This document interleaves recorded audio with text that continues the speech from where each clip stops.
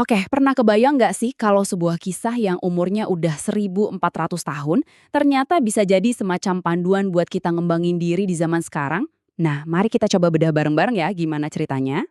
Di sini kita akan lihat gimana Isra Miraj, sebuah perjalanan luar biasa yang terjadi di tengah masa-masa paling sedih, yang disebut tahun kesedihan, malah ngasih kita sebuah kerangka kerja, sebuah blueprint yang tak lekang oleh waktu, yang bisa kita pakai buat ngelewatin batasan-batasan dalam hidup kita sendiri.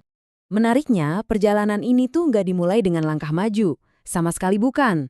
Justru dimulainya dengan satu langkah ke dalam. Kayak sebuah pembersihan hati simbolis gitu buat nyiapin diri untuk transformasi besar yang akan datang. Nah, ini dia pelajaran pertamanya dan ini krusial banget. Pertumbuhan sejati itu seringkali bukan soal nambahin hal baru, tapi justru soal mengosongkan dulu apa yang udah ada. Kayak mengosongkan gelas gitu loh. Kita perlu membuang pelajaran lama atau keyakinan-keyakinan yang selama ini ngebatasin kita, biar ada ruang buat hal-hal baru yang lebih baik masuk. Tindakan simbolis di awal perjalanan tadi itu jadi ilustrasi sempurna buat konsep yang disebut Alvin Toffler sebagai unlearn. Unlearn ini semacam detox mental dari semua keyakinan usang yang selama ini nahan kita buat maju. Penting banget di zaman sekarang. Oke, setelah persiapan batinnya beres, barulah perjalanannya benar-benar dimulai. Dan disinilah kita nemuin pelajaran kedua. Betapa kuatnya belajar dari pengalaman langsung, bukan cuma dari teori di buku. Jadi inti dari fase perjalanan ini adalah observasi langsung. Ini bukan sekedar dikasih tahu, ini loh hebat, bukan. Tapi ini lebih kayak studi lapangan kosmik yang dirancang biar kita belajar dengan melihat dan merasakan sendiri, bukan cuma dengar kata orang. Nah, waktu perjalanan ini menanjak naik melintasi langit, kita dapat pelajaran penting lainnya nih, yaitu soal kekuatan bimbingan dan mentor. Di setiap tingkatan langit, Nabi bertemu dengan para pendahulunya. Ini tuh metafora yang kuat banget kan? Artinya, kalau kita mau naik level dalam hidup, kita itu perlu banget belajar dari kebijaksanaan orang-orang yang udah pernah ngelewatin jalan itu sebelum kita.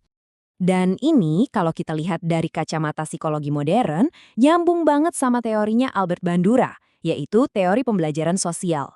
Intinya kita itu belajar paling efektif dengan cara mengamati dan meniru orang lain. Ini cara jitu buat motong jalur belajar kita sendiri. Sekarang kita sampai di puncak perjalanannya, di Sidratul Muntaha.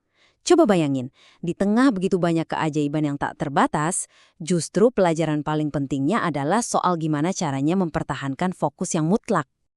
Ayat ini keren banget. Penglihatannya tidak berpaling. Ini adalah metafora yang sempurna buat kita untuk tetap terkunci pada tujuan utama. Nggak peduli seberapa banyak gangguan luar biasa yang ada di sekitar kita.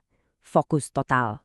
Dan disiplin kuno soal fokus ini ternyata persis banget sama apa yang disebut penulis Cal Newport sebagai deep work. Bisa dibilang ini adalah superpower yang paling kita butuhin di zaman modern yang super berisik dan penuh distraksi ini. Oke, udah sampai puncak. Terus apa? Selesai? Ternyata belum.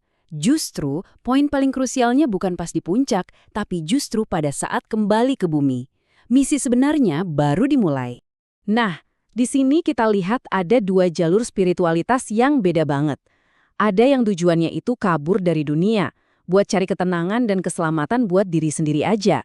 Tapi, ada juga spiritualitas transformatif, yang justru tujuannya adalah balik lagi ke dunia buat bikin perubahan positif. Dan inilah tujuan akhir dari perjalanan luar biasa ini. Jadi, oleh-oleh yang dibawa pulang dari perjalanan sehebat itu ternyata bukan piala atau medali buat dipajang sendiri, tapi sebuah alat yang bisa dipakai oleh seluruh komunitas. Kalau kita lihat dari kacamata sosial, sholat 5 waktu ini ternyata berfungsi kayak sebuah sistem. Sistem buat manajemen waktu, buat disiplin bersama, buat riset harian dari kekacauan dunia, bahkan jadi fondasi etika sosial dan benteng dari perbuatan buruk.